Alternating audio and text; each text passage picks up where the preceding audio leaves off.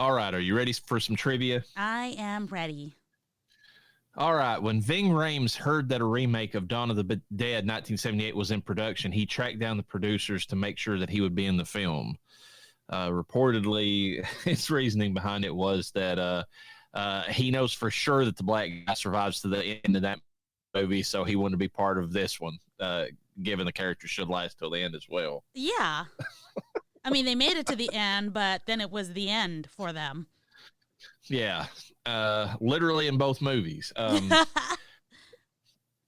For the scene where Anna stitches Kenneth's wounds, the director hired a real nurse for the close-ups. She misunderstood the director's directions to go deeper and inadvertently punctured Ving Rhames' skin and stitched the prosthesis to his arm. He didn't say anything until after the scene was done filming, and the director thought that the blood was merely a really good effect. So he was really being stitched, and it was really bleeding. The actress did that to him? The nurse that they hired to stand in for Anna in the movie. Wow, because that's two movies. That's funny that the original movie had a scene where one of the actors bent over the prosthesis and actually bit the woman's arm, and in this one they actually stitched through the prosthesis into his arm. Oh, because and he didn't say. I mean, good. I wouldn't have been comfortable because I would have been like, I don't know if this is really sanitary or not. Maybe it was, you know? Maybe if they hired a real nurse, but still, like, ugh.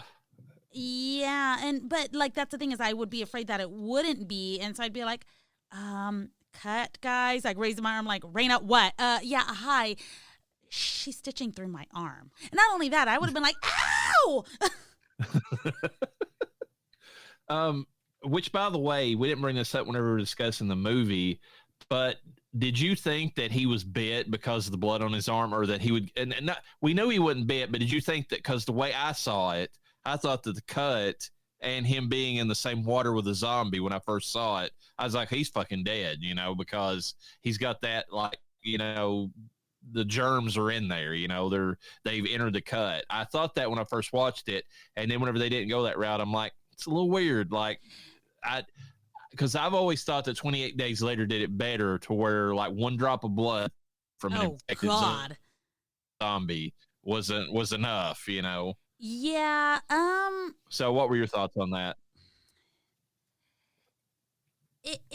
It really just depends. You kind of would have to see him. It would have been cool to see him go through it, but obviously we saw that. It didn't happen. You're like, okay, you absolutely have to be bitten. Maybe it's something with the saliva. I'm not sure how I would have thought about that. I always just associate it with a bite. So for me, a little simpleton like me, it worked. But what did that make me think of just now? I think I just lost it. Made me think of The Walking Dead. Remember when they were trying to dig a swollen, bloated zombie out of a well? Yep. And I was like, why are you trying to do that? That's gross. I'm not drinking that water.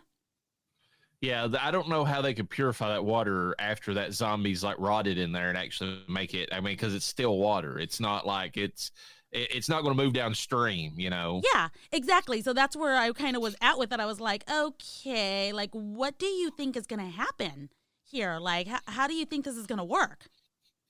It's funny you mentioned that, too, because I saw an article about The Walking Dead, and the deluxe reissue of one of, like, issue 87 or something like that, which has Rick coming up with the idea of the zombie guts, like, you know, the zombie poncho that he used to, like, get, you know, through the zombie hordes, like, as long as they smelled like the zombies didn't recognize them, but then the rain came down and then the zombies found them. Yeah.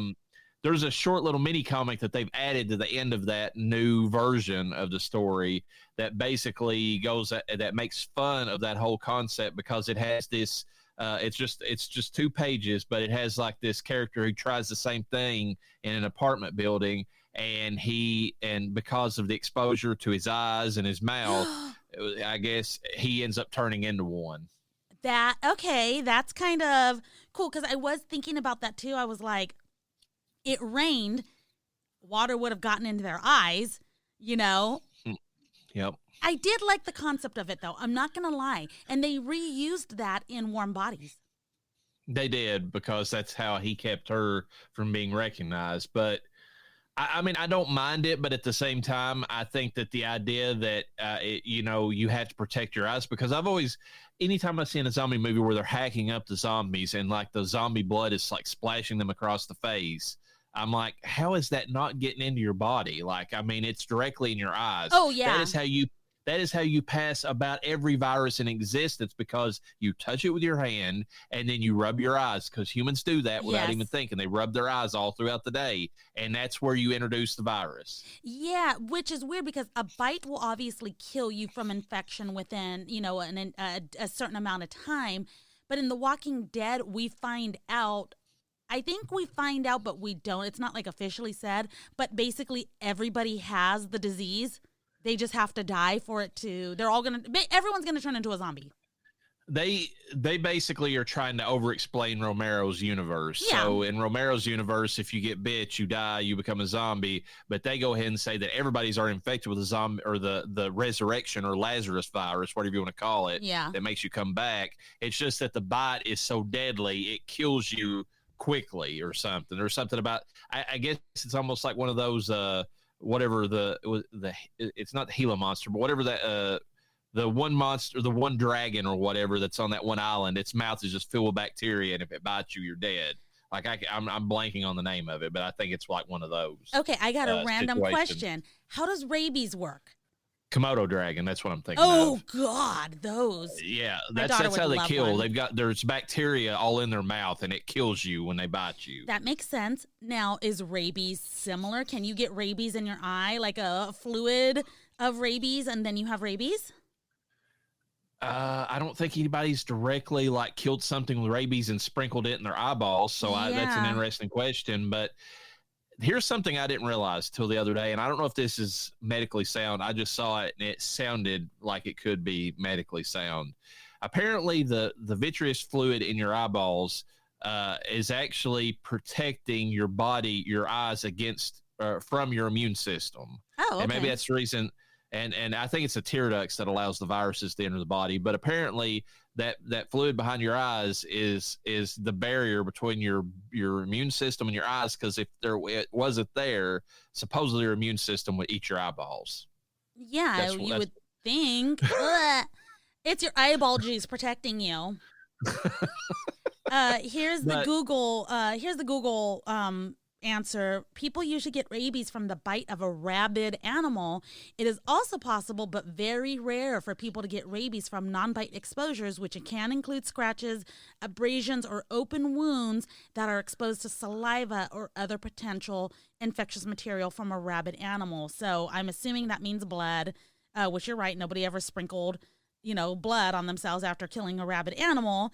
But definitely saliva makes sense, just like you were saying with the Komodo dragon, the bacteria. Yeah, I mean, it's just one of those things you got to deal with in a lot of these zombie movies. It doesn't make a whole lot of sense where they kill something and then the zombie blood gets all over them, and they're just like, okay, no problem, even though they wipe it out of their eyes. Because I'm pretty sure there's a scene in the original Dawn where Roger, the one that ends up dying anyways, I think there's a scene where he kills some zombies.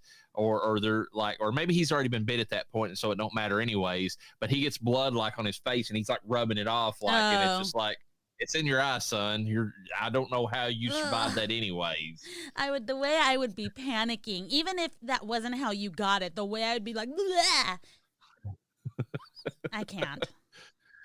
It's okay for Ash to be covered in the Deadeye's blood, because their virus don't spread that way. They don't really have a virus. It's possession based. You have to be in their universe. Yeah, basically. All right, the two zombies with missing limbs, the jogger missing an arm and the legless zombie in the parking garage, are both played by actual amputees, which is exactly what they did in the original movie. If you had somebody's missing a leg, get somebody missing a leg. Hell yeah. It works.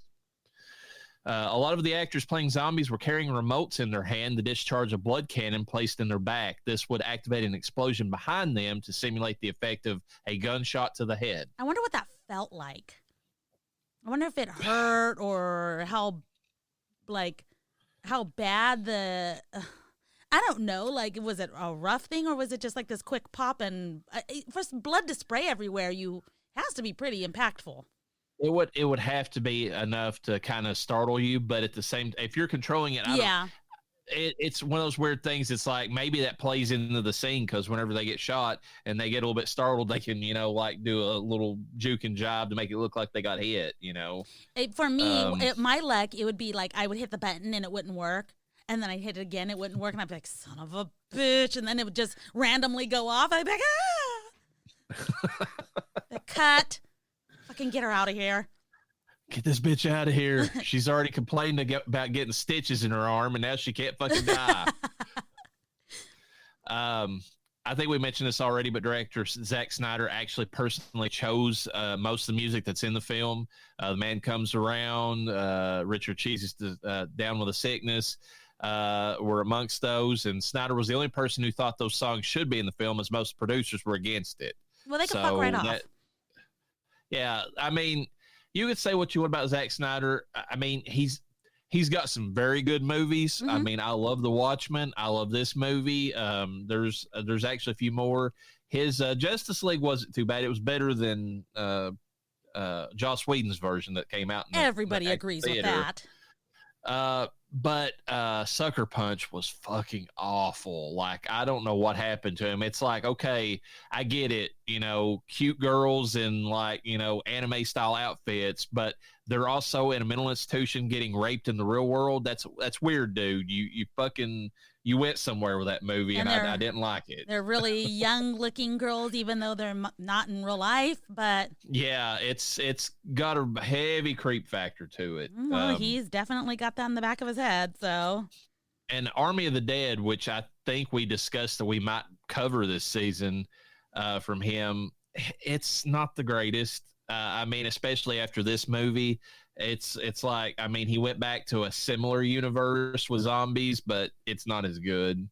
So I can count on half a hand how many movies I have consented to for this season.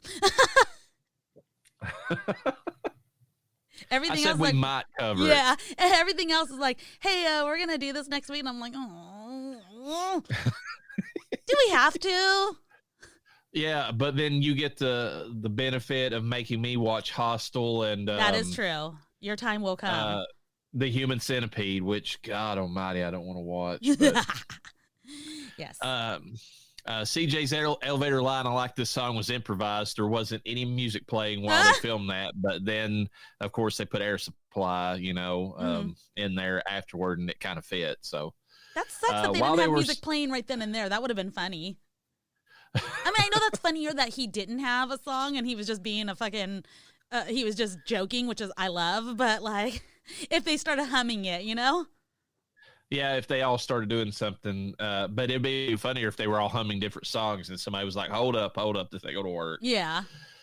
While they were stocking up on ammunition in the gun store, the music from the gun store, like I said earlier, is the original from the original film, can be played. That African chant music is it's in the movie. I looked for it after seeing this trivia, and it's in there. Oh shit! I didn't even notice, to be honest. Which it's sucks. Barely in there because you're more worried about the scene. The dog is in trouble. Oh yeah. The girl is in trouble. Andy's a zombie. You're waiting for him to pop up somewhere, and it's a whole thing. So you're not really worried about that African chant that's going on in the background. In an aerial scene in the first 10 minutes when Anna's driving down a highway, the truck can be seen crashing into a gas station diner. Like I said, this is a reference to Night of the Living Dead because it's what Ben talks about he saw before he got in the truck. Also, there's the helicopter. It says WGON, which is the same one that they were flying in the original Dawn of the Dead. Different colors of blood were used for the zombies in different stages of decomposition, which I like this attention to detail. Red for the recently deceased, browner version for the ones that have been dead for a few weeks, and then black oily version for the ones that's been dead for a considerable amount of time. Yeah, that is awesome. I mean, it looks terrible, but good. Although I feel like the old lady that had recently died, even though who knows how long she had been in that state, from our calculations, within 24 hours, but who knows? But she looked like she had black on her. She looks like shit to begin with, so let's just throw that out there. I mean, She looked like a zombie before she ever became one. That is like, true. When they wheeled her in there, I would have put. I mean, if it'd been me, I'd been like, "Does anybody know her? Does anybody care if I put a bullet in her?" Yeah, well, she's got to go for our safety and for our food supply. If Oh my nothing God. else, tell me I'm wrong. I said it. You're not wrong. I would like to know how she ran so quick, given the fact that her bulk was still a predominantly limiting factor. I mean, yes, she might not have the body aches anymore, but that weight is going to keep her from running like a marathon person. Wait a second. Do you think if we became zombies, we wouldn't hurt anymore? That would be, well, depends on which universe you're talking about, because when we get to Return of the Living Dead, that's the secret for why they eat brains, because when they eat brains, the pain of rotting doesn't affect them anymore. Okay. So they're in constant agony as zombies until they eat brains, and then they feel good for like a few minutes. It's like a quick, numbing of the rotting pain. They're just little Darth Vaders walking around in constant pain, being miserable. Yeah, so don't blame them for wanting to, devour your brains. They're just trying to feel better, okay. Like the crackheads in San Francisco. Oh God. Universal significantly slashed the film's budget after the failure of House of the Dead, fearing that there was no public appetite for zombie movies, which is hilarious because even though House of the Dead came out in 2003 and bombed, we've already said Shaun of the Dead, this, and Land of the Dead all came out like back to back to back. Yeah. So it's like, and this is right after, which it's not technically a zombie movie, but 28 Days Later came out and inspired Snyder to make this movie. So it did pretty well too. I mean, there was still zombie, fans out there. Yeah. I think The Walking Dead has done more to kill the zombie thing than anything else. But we haven't talked about reviewing House of the Dead, and I don't know that we're going to. We're definitely going to have another zombie season. I think we know that already. Like, we know that's going to be down the line. We really could. We're going to try to hit the highlights this season so that maybe it can be forever before we come back to it for your sake, if nothing else. Well, we could. I imagine that if we did a next season, we could do a lot of foreign zombie films because there's a lot of good foreign ones. Oh, there's quite a bit, actually, yeah. But going back to House of the Dead, I don't know if you want to unofficially say anything about that. From what I remember, I thought I liked it, but what I liked the most about it, and this is going to be a spoiler, but kind of not, because it's not a spoiler to the story, and it wouldn't be a surprise for anyone to hear this, but the closing credits was basically the game. Going around, like, do you remember that? Am I wrong? I could have sworn it was them going around basically shooting zombies like it's playing the game. I honestly don't remember anything from that movie. If I watched it, I only watched a bit of it. Mm-hmm. What I remember more, and I don't know if it was the typing of the dead or if it was I played one way or the other, the retro like Grindhouse game that they did for House of the Dead. Oh, that was fun. That thing was so much fun because you had like the old like 70s stereotypes, like the one black cop that almost, or I don't even think he was a cop. I think he was a straight up pimp, and he was like, and he had like the Dolomite or the Black Dynamite type, dialogue and all that stuff. And I mean, like, it had the Quentin Tarantino, Robert Rodriguez, Grindhouse like stuff going on, because they really just watched Grindhouse and said, let's just make House of the Dead into that. And it worked perfectly, I forgot we had our kids. It was during COVID. We had our kids playing that because we wanted them doing typing because, they weren't learning a lot during that time. Everything was remote. It's really good for typing. Like, really good. Oh, yeah. If you want to live, you better fucking type. But I forgot what word my son learned. And we were just like, just don't mind that word. Just keep typing. Okay. Just keep typing. Oh yeah, they've got some really funny ones that pop up through that because like sometimes they match what's going on the screen, and whenever the one of the characters is like with a group of whores or something, like there's a bunch of words that you have to start typing that are like they're pretty funny for the scene. Oh yeah. But anyways, with an opening weekend take of 26.7 million, Dawn of the Dead almost matched its 28 million budget in its first 3 days of release. So that's a pretty good sign. Oh yeah, definitely. By the end of production, 3,000 zombie makeup effects had been created. By the end of what? Oh, production. 3. Ooh, okay. Yeah. So the original had 200 zombies that took what did we say, 3 hours or something and we kind of fell in the line of hoping that was like for everybody because they didn't really do a whole lot except for the main zombies. Yeah. But this one had 3,000 at one point near the end. That's fucking sick. Zack Snyder said that the reason his zombies run at full speed is because he wanted to avoid the inherent comic impression given by slow shuffling undead. And this was inspired by 28 Days Later, as I said. I get it. Running zombies are scary as fuck, and they do make them effective in this movie. But I agree with Romero. If they're running, then they're not technically dead. They should be like, rabies humans or something like that in that case. Yeah, if it's some kind of... or just very recently dead, like within a day, because once the rot sets in, they should start like slowing down at some point. They get what did we say, 2 weeks is their limit?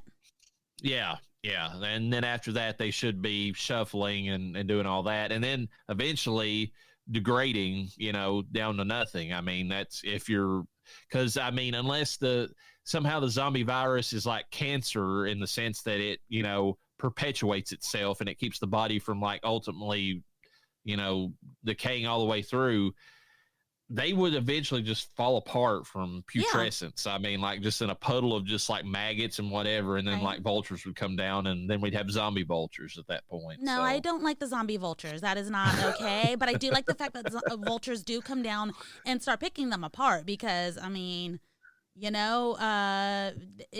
these zombies got to go. And they're still going to be creating zombies because there's still going to be an idiot like me that gets bit by accident. We didn't mean to. I don't know. You don't want to overthink these movies, but at the same time, I mean, they tend to be more science-based in a lot of their explanations.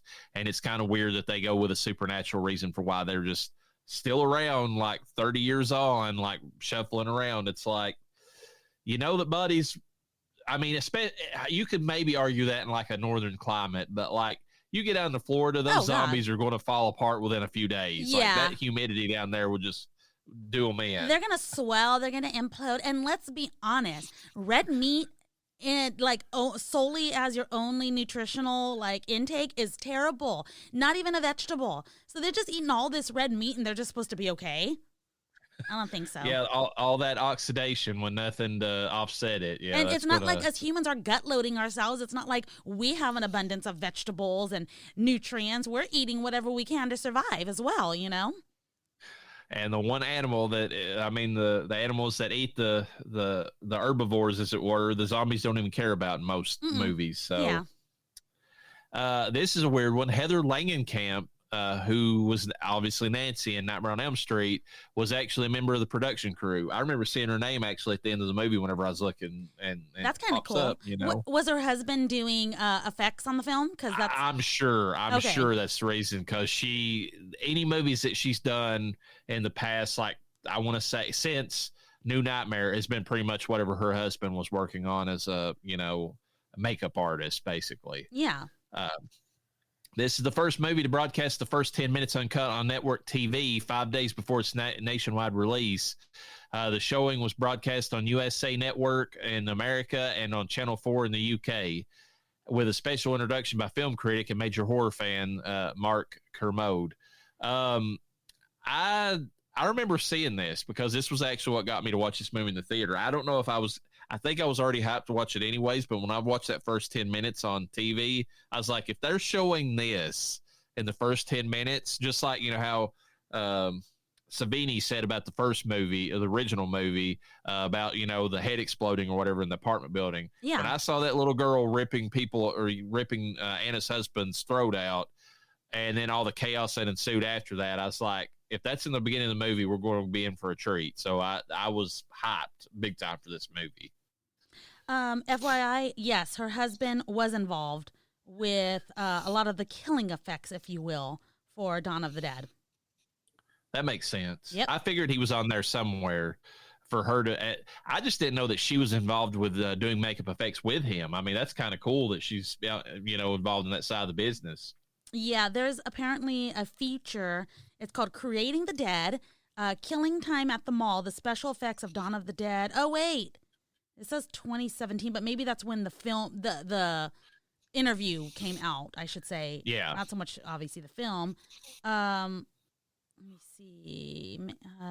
They get to see several of the makeup sessions, and David tells some of the nice stories about his favorite and hardest zombies to create. If you're a fan of the film, you'll certainly enjoy the footage. So yeah, basically they got to do an interview of them while they were kind of preparing and helping make the movie. So that's kind of cool. It was probably on Scream Factory's release of the movie on Blu-ray, because I think that came out around 2017. Yeah. And then just this past year, they came out with a 4K version of that. So pretty cool. Writer James Gunn claims that he received a massive amount of fan backlash and even death threats when assigned to the film. Most of the hate messages claimed the hack who wrote Scooby-Doo movies shouldn't be in charge of Dawn of the Dead. Those Scooby-Doo movies were pretty good. Yeah. James Gunn made this movie pretty awesome with his writing, and the Guardians movie show that the man, I mean, in addition to all the other stuff, we're going to cover another of his zombie movies this season, but you can say what you want to about, like we said, about the creep factor of some of his tweets, but he can write movies. Oh, yeah. You know, Zack Snyder's feature film directorial debut, the first scene in the movie is the first they shot. Because this was Zack's first feature, he didn't realize that you don't shoot in order of what the script says. And that's what he did. You know, most movies actually have you working on the last scene first, and then you work your way, you know, wherever you need to based upon what sets are available. And he was just like, nope, first page, first scene, let's do this. And they're like, all right. I mean, I've not understood. You may have explained to me before. I've not understood why they do shoot out of order.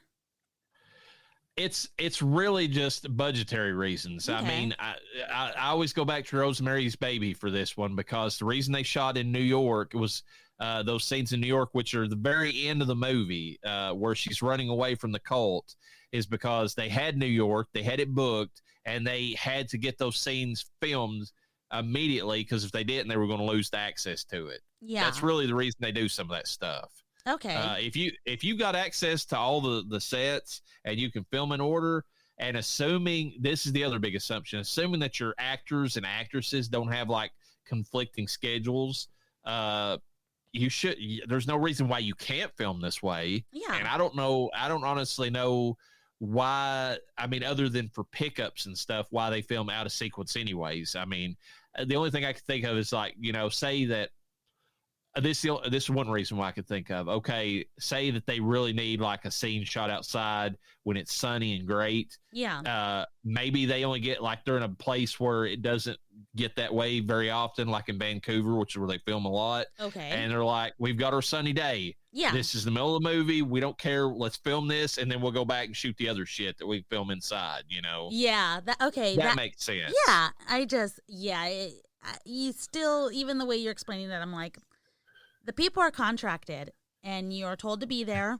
It's not like they have a schedule right away where they're just like, on this day we're shooting this, and on this day maybe they do. I don't know. I don't make movies for a living. But, like, you're contracted, so you have to be there. And I know people have, you know, oh, I'm doing this film tough, you know? Well, sometimes you don't have a luxury, especially as a new director. I mean, you got to, if, say, Robert Englund's only there for 10 days, you get all the Freddy shots you can get in those 10 days and let him go and film, you know, Phantom of the Opera or whatever he's going to film, you know, in addition to your movie. That makes sense. That's a good timeline of, okay, well, we have him for this many days. You know, that's a little different. But, like, okay, what if this other one, oh, I got to, you know, do this or I got to do this. It's like, I can't accommodate all of you. That was like two of the actresses that when we talked about Jason X or whatever, they were two of the actresses in that movie were filming some kind of sci-fi show at the same time together outside of that one, and they had to work around their two schedules to make that movie. That was like just one of the things. Yeah. And that happens all the time with these different actors and actresses. So I would say, I mean, it's the only other movie that we covered that was shot in order like this, I think, was The Devil and Daniel Webster, because they shot that movie in chronological order. Yeah. But it was mostly on set, so I think they could control everything. They didn't have to film out of order for any particular reason. Yeah. As many as 50 makeup artists would be working on transforming actors and the zombies for the days that required crowd scenes. That's way more than the 8 people that Savini had. Way more than the 8 people, and they all looked really good. So, yeah, they probably got. I mean, after the first couple of days, they probably figured they were probably reapplying, like, you know, like they had a wound for somebody to have like a face gash, and they would just, you know, take that off somebody and slap it on somebody else. They were probably doing that stuff to save on time. Yeah. Title designer Kyle Cooper used actual human blood when designing the film's opening and closing credit sequences. I'm sorry, what? Yeah. I don't know where you got the human blood from, so I mean that's kind of creepy there, Kyle. I mean, I guess kudos for the, you know, method way of doing that, but so I wonder if you would probably know more about this than I, but like if when you donate blood, if there's a discard, you know, group, meaning, okay, well, this is no good, this got tainted somehow, or you just think that would be like some kind of, what's the word I'm looking for to describe, like a biohazard almost.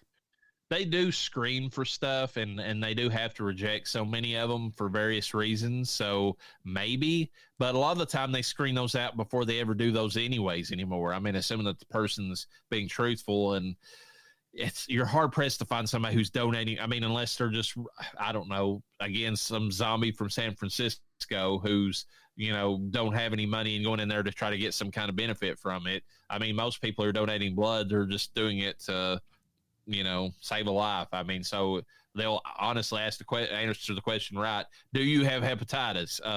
No, you know. Yeah, because I know they're like you can give blood with tattoos. Now I can't give blood because of the kind of insulin I've been on in the past, but yeah, I think they overly screen, to be honest. I mean, they've got on there, have you taken an antibiotic? It's like, well, yeah, I had amoxicillin. Nope, you can't do it. You can't just get out right now. It's like, okay. I'll leave, but you better give me my cookie and my free tickets to the theme park.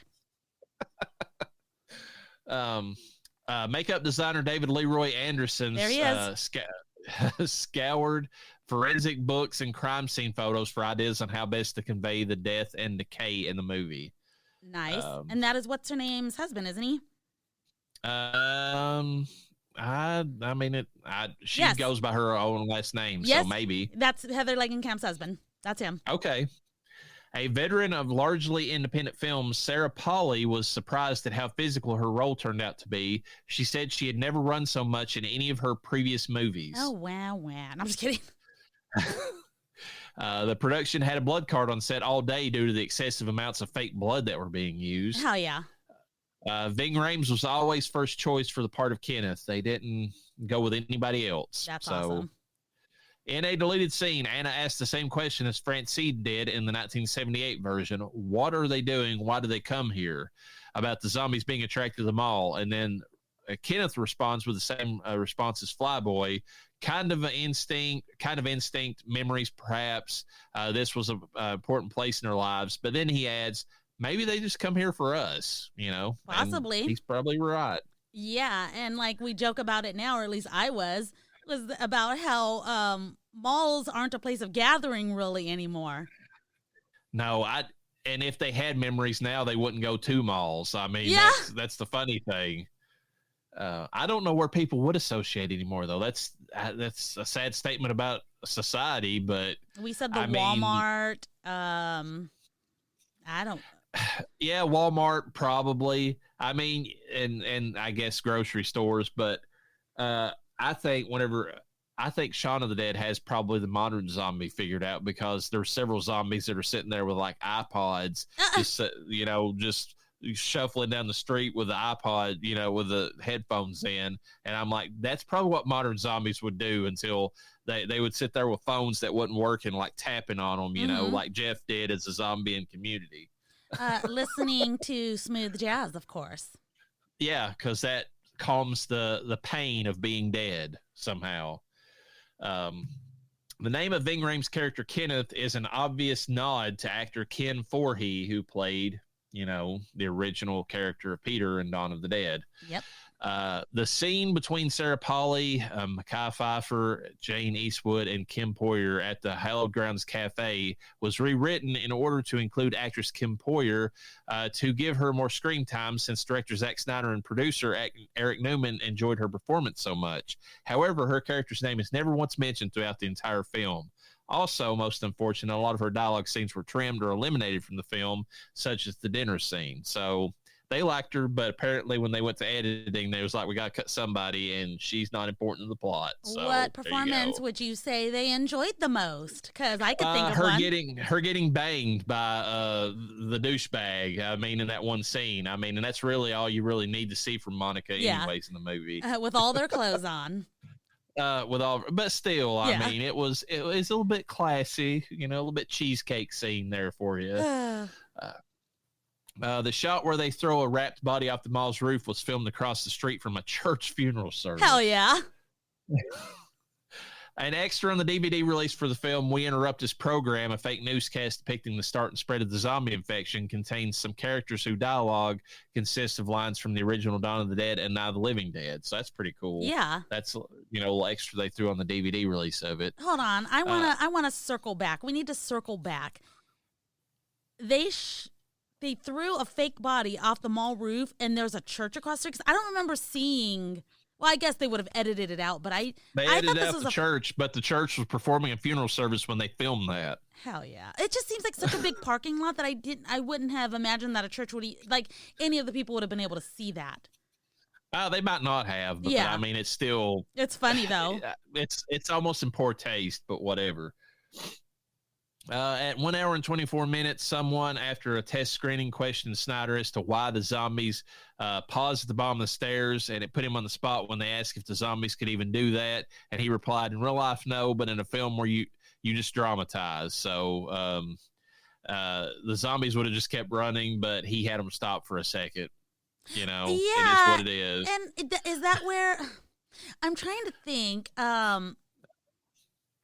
I want to say that's when they're trying to get back inside the place, and douchebag has kept the door locked on them, and they have to smash their way in.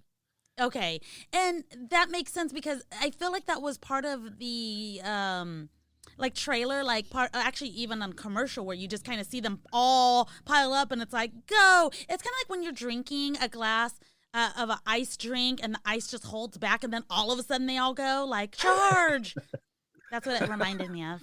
That's a pretty good analogy for that. That's kind of what it looked like. Mm-hmm. The group in the mall had named the 2 parking shuttles. The first one holding Nicole, CJ, Michael, and Anna were named the Penta. The one carrying Terry, Kenneth, Steve, Glenn, and Monica was named the Santa Maria. So there you go. Penta, the Santa Maria. That's what I was thinking whenever I read that. Oh, my God. Nathan Fillion actually auditioned for the role of Michael. I'm glad that they got the actor they did because, I mentioned before, whenever we were talking about him, he has this vulnerable, almost like depressed character that you're interested in, and which fit the role of Michael, who apparently was a father who lost his kid. Nathan Fillion is fine, but I get more comedy out of his performances, and I know that's intentional because he plays comedy for James Gunn, but still, it's I don't know that I've ever, even in Slither, but Slither's also a comedic movie. I don't know that I've ever seen. Well, he's a bad guy in Buffy in one of the last seasons, and he plays a pretty good bad guy, so maybe he could have been fine on that. I just don't see Nathan Fillion playing that character the same way. Yeah, I'm looking at what movies he's been in. I don't really recognize him. His TV work is where you. He's got a lot of TV work. Was it Castle? Wasn't that what he was on for the biggest time? I mean, yeah, but I never seen that. He was also on Firefly. It looks like he was one of the main characters. I never seen Firefly. He's really good in Firefly, but even then, I don't know. He's more of an action hero in that movie, so I still don't get the vulnerable. I mean, it might have fit the part of Michael where Michael's the charismatic, I'll get you to be a better person than you are, with how he did with CJ. That I could see Nathan playing that part right, but I don't know about the rest of it. He's in the Santa Clarita Diet, which is pretty funny because that's zombie related. It is. That's kind of a weird one. I thought the first season of that was okay, but then it kind of started. I don't know. The second season was more of the same, and I just kind of bailed on it. Yeah.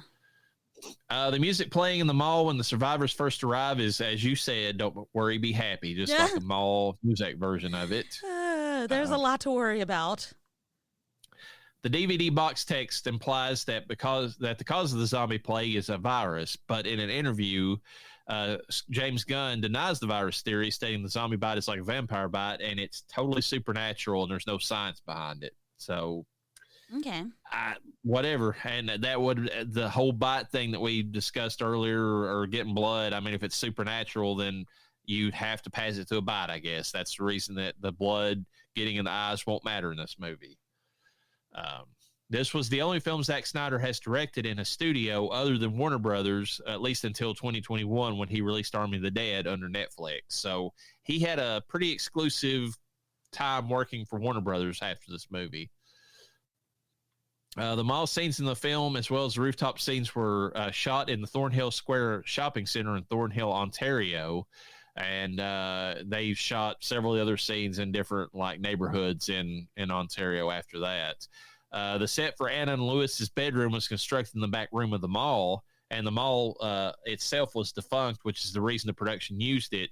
The movie crew completely renovated the structure and stocked it with fictitious stores after Starbucks and numerous other corporations refused to let their names be used. The two exceptions to this are Roots and Panasonic. They still allowed to be, their names associated with it. I think that was a big mistake to not allow. And this is 2004. It's not like this was the 80s or even the 90s. I think it was a big mistake. Like, I would die if somebody was like, hey, we're going to do this film, blah, blah, blah. And I heard it was a remake, and I'm like, fuck yeah. I mean, clearly Toyota, I know that they have to contact brands to use, specifically cars. Toyota was in there. Yeah. For sure. Yeah. I think it's funny because Starbucks, to me, they like to play that they're this upstanding brand, but some of the shit that they've done over the course of their history, their image is totally removed from what they actually do. So for them to be so snooty is kind of stupid, in my opinion. It's honestly their loss. I'm glad they didn't allow it because fuck you, This is awful though. Most of the mall was demolished shortly after the film was shot. So they put all that work into making these the place look, because we mentioned how clean that mall looked. Yeah. They did that. They made that look that nice, and then somebody came in and tore it down. I don't understand, but at the same time, what were they going to do with that mall? Because there are some gorgeous malls, specifically in Las Vegas, that are almost abandoned. You could still go. There's 3 stores open. Why at this point? I don't even know. But they're gorgeous still. But it's nobody comes to them. You actually start up a hallowed grounds, and you and that's where you started at, is in that mall, and then you branch out from there. That'd be so cool. They shot the blackout scene during an actual blackout, like I said earlier. It was a coincidence, and they had generators. So what I was just thinking about, speaking of malls, Halloween Horror Nights, remote locations at empty malls, and almost every store, if not all of them, is a fucking house. So you're saying take Halloween Horror Nights and do Spirit Halloween does, and find abandoned malls and just do pop-up locations? Yes. That would actually be pretty cool. That would be sick. And then they charge you a premium to get into these. I mean, how much do we pay to go to Halloween Horror Nights? And don't charge that much because this is a mall, and just charge something close to it, because I don't know how much I pay per ticket to go to Halloween Horror Nights, but I would pay, up to $75 a person to go and eat. So you're saying that the roaming hordes could be zombies, and then the individual stores could each be their own little glimpse into hell, basically. Yeah, so each different location, whatever they want. It could be, one could be Saw related, one could be, and it doesn't even have to be, you don't even need ones where you got to buy the IP, because obviously you got to charge more if you do that. It could just be a bunch of, different types of houses. Angry nurses over here that look like the ones from Silent Hill, and only small-waisted, big-titty girls can apply for that. Hey, there's hints that might be what they're bringing this year to Oh. HHN. We're not going to be able to go this year. For sure we're not. But, oh, my God, that would be so fun. Noah would not be allowed to go. But, yeah, I would have a great time. They have confirmed, though, that they're going to have, unless something happens last minute and pulls it out, they're going to have Nightmare on Elm Street because it's the 40th anniversary. That's awesome. The destruction at Fort Pastor is hinted at early on when the news footage from the base clearly shows several infected victims sporting bite wounds and other mutilations being brought in via trucks. So, oh, yeah. The opening originally featured a transition from the Universal logo into the sun, but while Snyder loved it, Newman reminded him that they needed to fit the strike logo somewhere after Universal, so boo on that. Okay. I hate that because I always love it whenever – I actually like it when they do something fun with the Universal logo itself, because Universal's pretty cool about that, like Happy Death Day, for instance. It repeats itself, it's like, and then on part 2 of that, it splits in the multiverse versions of the symbol. Okay. It just kind of sucks whenever it's like, no, we got to have this other little small independent studio that helped produce this. We got to have their logo somewhere. It's Put like, it somewhere else. Fuck. Put it, I don't know, like fade into it a little bit later or something. I mean, come on now. The swerving cop car that almost hits Anna's car actually almost hit the car in real life. The fishtailing back in was not planned. Oh, damn. The script is credited to James Gunn, but Newman adds that Scott Frank and Michael Tolkien did some work on it as well. It's got a lot of James Gunn's humor, though, so I feel like he had the bulk of it.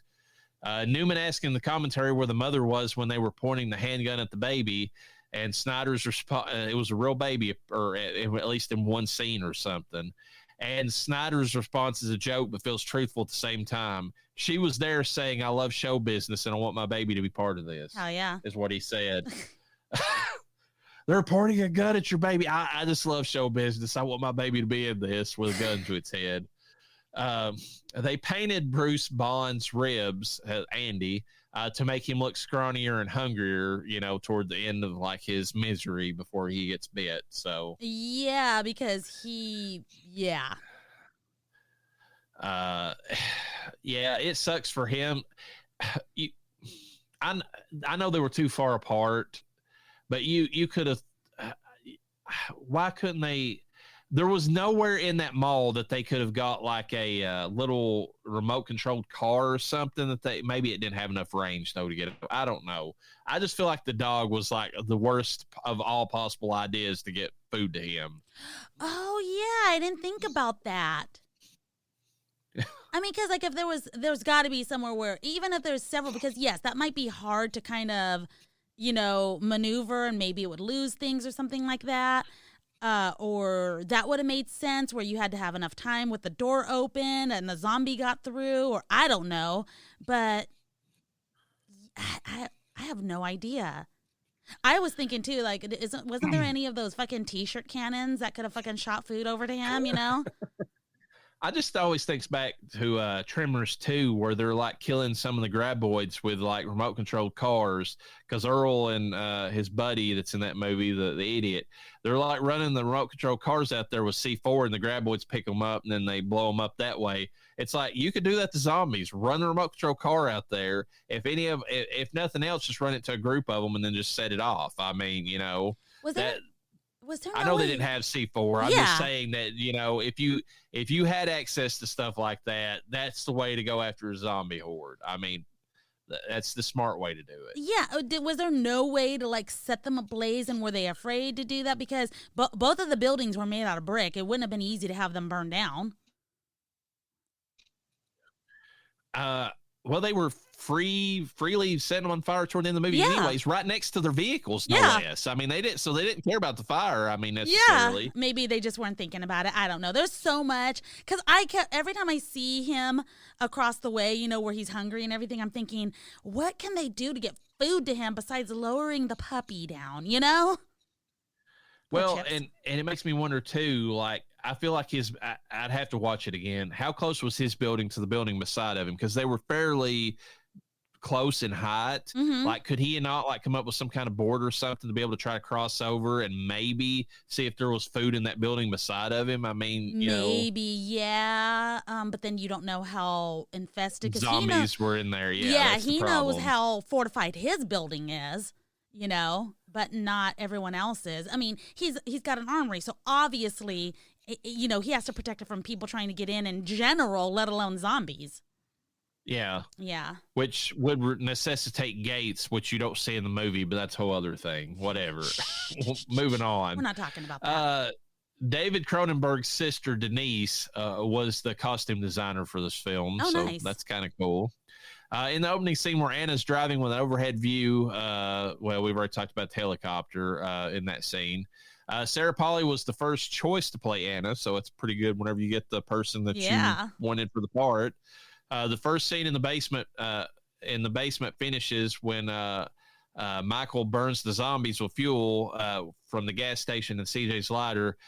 Some people think that might be a nod, winking a nod to George Romero's Night of the Living Dead because, you know, the gas pump, the fire, the zombies burning, you know, Yeah. just like Tom and Judy getting burned alive, that sort of thing. It looks so cool because the zombies, whoever is caught on fire that's on the fence is like still snarling and biting at them. And I'm like, good job, man. That looks hella cool.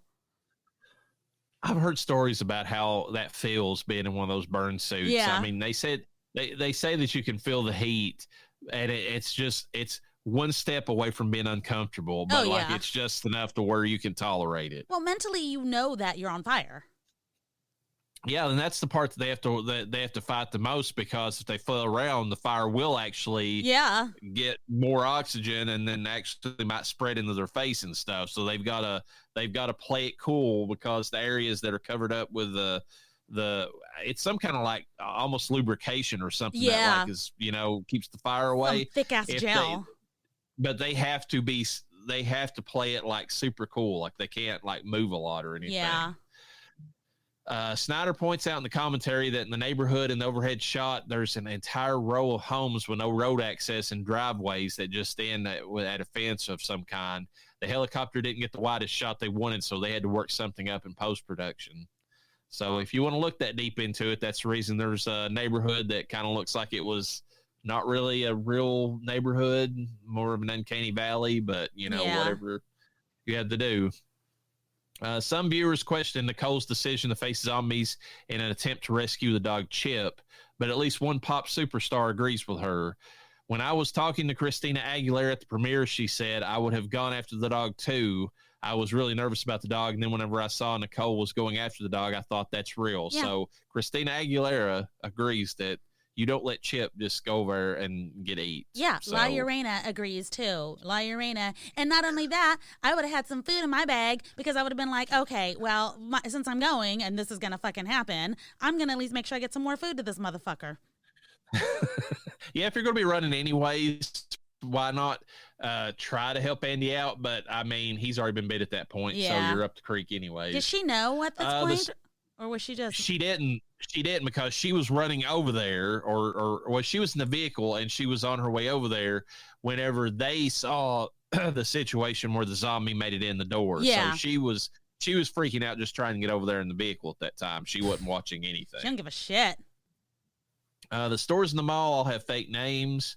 Some of Snyder's favorites are the bookstore called Bookmark and, of course, Hallowed Grounds. They named the department store after Galen Ross, of course, from the original movie. 40 minutes shorter than George Romero's original director's cut for Dawn of the Dead. The director's cut does go on for a while for the original movie. for years, that's the one that I always preferred to watch just because it adds more scenes to that one where it, like the cops are escaping on that dock and you see more of them. Yeah. But I don't know. In recent years, it's like, I mean, it kind of drags the movie on a little bit. I don't know. It's the older I get, the less time I have to waste on just bullshit, I guess. That's about everybody, though. Yeah. Sarah Polley and Louis Ferreira gave Snyder grief over the shower scene, saying that no one really kisses in the shower, and they're not wrong, because when you kiss underwater, or with water pouring on you, especially with steam and stuff, you feel like you're drowning. Yes, so that's thank you know. I saw that, I was like, okay, and then but I was thinking that she works a weird ass job, and she's supposed to cover a lady's shift with. Thank God the zombie apocalypse happened, because I fucking hate working Sundays, you know? I would have been like, oh, sorry, Tina. I know you're probably not even alive to get this message, but I'm not going to make it. There's a zombie apocalypse. Yeah, so you're going to have to cover your own shift at the hospital still alive. I do recommend staying away from the hospital. That's where most of them are right now. Anyway, see you next week, girl. Her reason for having to do that double shift was stupid anyways, because her girlfriend that worked there was getting a man, basically. That was the whole excuse. Okay. She's like, oh, he's got a date. But that further kind of proves my point that the reason why they were getting freak nasty in the shower is because you have to get it in where you can. And it's just one of those moments where, like, oh my God, we have time, and they start just making out. That's the only thing I could justify, because she's working hours. I don't know what he does for a living if they ever go over. He looks like a stay-at-home husband, because he was like, oh, look what I got on the DVD for us, or DVR. That is true. The bumping uglies isn't the problem. It's just like they're kissing. I mean, having sex in the shower, that's one thing, but making out in the shower doesn't really happen that often. My husband be trying to do that. Honey, quit. I can't breathe. Every time I pull away, it's not because I hate you. It's I want to live. I don't want to be waterboarded while we're trying to do other things. Dang. Linda Booth, who played Nicole, and Kevin Zegers, who played Terry, previously played love interest the year before in the movie Wrong Turn, 2003. Oh, shit. Didn't I say something about that movie? Like, I think we were, is that one we were going to review? We never got around to them. When we go back to slasher season, we've got every stinking Wrong Turn movie to cover when we go back to it. So. Yeah, okay. Lindy Booth was portrayed as younger than Sarah Polley, even though they are the same age. So that must have made Sarah Polley, who played Anna, feel just a little like shit. It's like, okay, she looks younger, so she's going to be younger than you. You look haggard and old. Deal with it. You know, it's like. Yeah. Oh, that's so funny. I mean, she didn't look haggard. If anything, Sarah Polley just looked more mature, because she was in a more mature position, meaning she's a nurse. You can be a super young nurse, and being a nurse will take a toll on you, you know? Yeah. So. It kind of ages you. I can understand that. It's just funny that they were exactly the same age, and one was supposed to be a kid, or a younger kid versus the other one. I'm an old ass accountant, but you put me next to a nurse that's 20 years younger than me, I'm going to be like, yeah, that's the adult tier one right there. We need that one. Again, this was inspired by 28 Days Later. But in 28 Days Later, they never really show the infected people as eating other humans. They just spread their virus by their blood. However that ends up on you, then you become one of them in that movie. I feel like there's a 28 Days Later that Donnie G would review. Like that's how they spread the virus. No, we're not talking about Red Wings. Don't go that. Don't go there. Don't talk about it. It doesn't have to be that. It could be the money shot and it gets in the eye, and Okay, that's a little bit different, at least. When I mentioned blood and you're going on Donnie G's movies, I'm like, nope, we're not earning a Red Wings. We're not doing that. Mm-hmm. The televangelist who delivers the iconic "The Dead Will Walk the Earth" is he, like I said before, he's actually blaming the dead rising on the sins of the people within the movie. The sex out of wedlock between Monica and Steve, killing unborn children, which is a zombie baby, and then the man-on-man relations, which was Glenn, So, yeah. There was actually MTV host zombies in this movie for some weird reason. The UK MTV host Alex Zane was in the movie, as well as VJ Ian Robinson had an uncredited cameo as a zombie. I don't know. Maybe Zack Snyder had some connections or something with MTV formerly. Yeah, I don't know, but it's weird that there was a lot that was in this movie for some weird reason. Okay. The last zombie that you see at the end of the opening credits is the director himself. Oh, that's cool. So I didn't even know that. Snyder isn't sure what to think about the shot of Nicole checking out Terry's ass as he walks away from her. It kind of makes me uncomfortable. She's looking at it and smirking. Like, what's that even mean?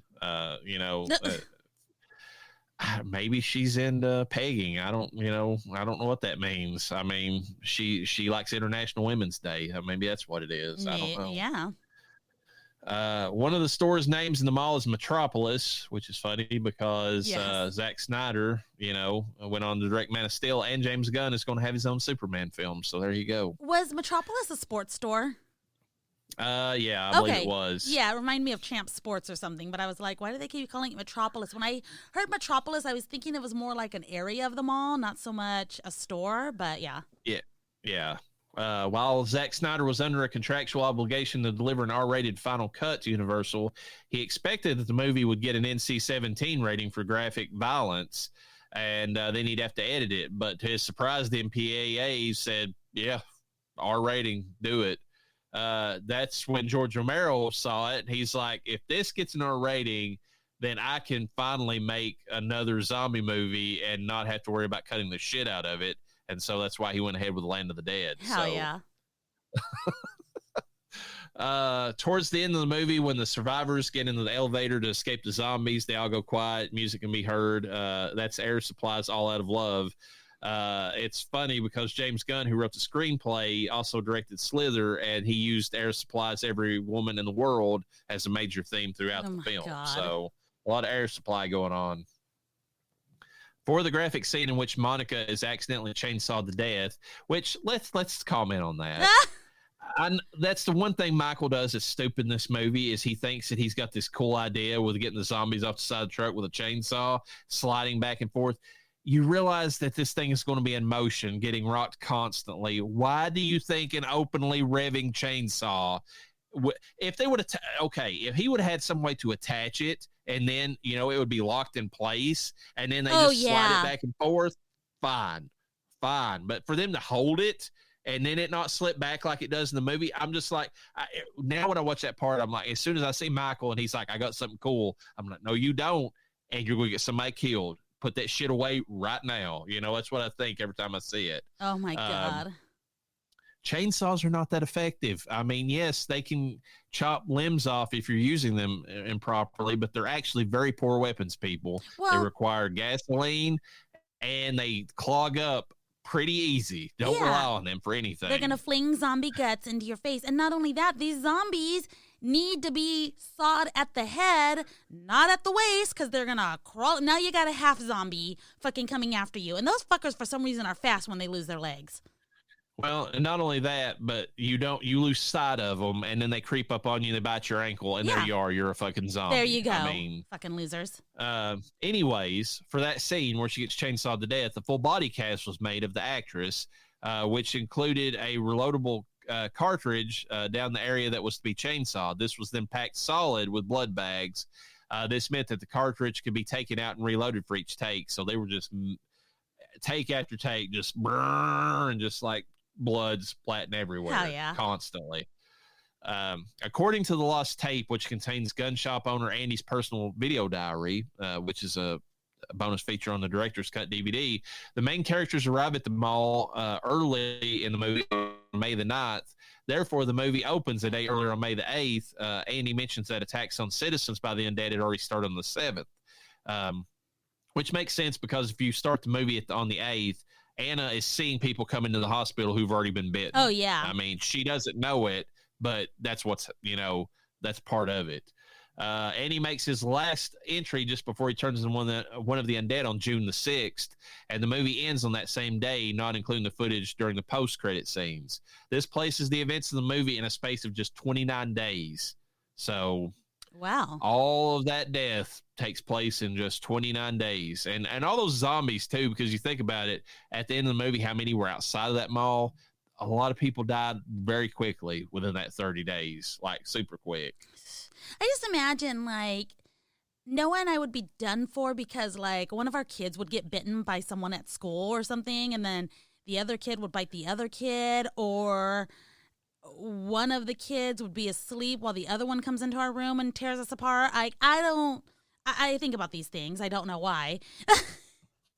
And I'm like, I wouldn't have to worry about running out of insulin. Yeah, zombies don't need to worry about their pancreas. Mm-mm. They're on an all-protein diet. Yeah. But hate you. The zombie baby scene was originally going to portray the baby killing the mother. It was then altered due to its graphic nature. They did so much worse in this movie. Just let the baby eat its way out of her. I don't even know why. We've discussed this. I don't know why she was even still alive. She took the longest of anybody. And maybe it was because it went straight to the baby first. Because what is it? You share most of your blood with the fetus during most of the pregnancy. I mean, I don't know. That's still pushing it, but still, I mean, if you go that route, if she was still alive and the baby like ate its way out of her stomach, that would have been a pretty cool scene. Just throwing it out there. I think it would have too. But there is literally, isn't there a situation, a disorder, I don't know, where the baby is literally killing the mom? It's almost like a parasite. Yes. I forget what it's called. And babies, more than we know, almost take their moms out. My child almost did. And so it happens all the time. So why would this be any different, especially since you know that baby's going to be a zombie, and she looks like a zombie before she even dies. Yeah, she was looking pretty bad right before she kicked the bucket. She's there. Fucking dying. So seeing a baby tear its way out of an already dead person would not have bothered me anyways. I want to say that they reenacted that and actually had the baby ripping its way out of a body. And then it got goofy after that. And that one, it's that one show that's on Sci-Fi Channel. It's a Zombie Nation or whatever it's called. Z Nation. Z Nation. There's a whole scene with zombie baby, like it's leaping on people out of nowhere. That's it's like dumb. it's hilarious, but it's stupid. The only thing that wouldn't make sense is I know that some babies can be born with teeth, but they're never born with a full set of teeth. Nails, on the other hand, they could be born with long nails, so maybe clawing its way out would be the only way I could imagine. Okay, that would make sense. Yeah, fingernails, and hair obviously are the only thing I know that babies can acquire pretty long in the womb. And finally, Ving Rhames came to them about starting the film, as I said, because I want to be in a movie where the black guy lives, at least until the post-credits scene. Yeah. And then you're fucking dead. And then you're fucking, well, we don't know. There's a chance. There's a chance. But it ain't good. And then you're going to be stuck out at sea with fucking, oh, God. Yeah, you're on a boat that's already caught fire twice. You have no water left. You have no food. You might just want to eat a bullet at that point. Just saying. Ouch. I mean, if you're hungry. Well, you'll have an eternal hunger otherwise. Yes. So what are your two options? Yeah, that is true. But then his pains will be gone. Well, in this universe, probably, yes, because they can run, so they obviously have no pain. So, yeah. All right, what are your final thoughts about the remake? This is one of those remakes. I think we may have already kind of touched on it while reviewing the original Dawn of the Dead, but this is one of those remakes that I will watch. We watch this film all the time. This movie is on at least once every other month. I swear, whether it be on TV or whether it be on our digital library, it's fucking there. So, and it's a high up there. 4 out of 5 rotting corpses for me. I would give it I don't want to get granular. I would probably say higher than that myself. I don't Mm-hmm. know if I'd go 4.5, but it's between a 4 and a 4.5, somewhere in that range. Okay, so 4.3 If I maybe. 4.3, 4 point, yeah, that's good enough. 4.3 out of 5. I mean, it's up there. I really like it. It's um, I don't know if I like it. I want to say that I like it better than Land of the Dead, and I think I do, but I would still rate Land of the Dead from Romero still pretty high up there too, Yeah. because I know a lot of people don't like it as well as some of his previous stuff, but I feel like he was finally he was finally to the point where he could have fun with a studio movie, which he had Yeah. never had the opportunity to do. And there's something about seeing him just go balls out in that movie. But anyways, like, but this one's definitely a 4.3 in that range. Yeah. I was thinking about another movie the other day, and it's escaped me again. That's another good remake. But all those people out there that hate like remakes, I get it. There's some out there that are shit, but then sometimes you get some movies like this, and then you're Mm-hmm. just like, it earns its place in. I watch both. I like the original and this one, and this does not take away from the original movie. It's actually a love letter to it in a lot of ways. Well, for me, it definitely does. But. But that's okay because one, I don't like older movies. Two, I don't generally like zombie movies, and I would say it's weird that I would even like the fast zombie movies because they scare the fuck out of me. But like, I don't know, man. This movie definitely has a place in my heart. So Yeah, I mean it's there's several remakes that get that same kind of love from me. So I don't get the remake hate. I just wish they'd start remaking bad movies, the original bad oh movies, yeah, and then actually improve them, because there's sometimes like the Fog remake, it's like you fucked it up, like you mm-hmm. majorly fucked it up. Like, what were you thinking with that shit? Like, I mean, the Fog is a good movie. It doesn't need remaking. But if you want to go back and remake, I'm trying to think of something that was really terrible.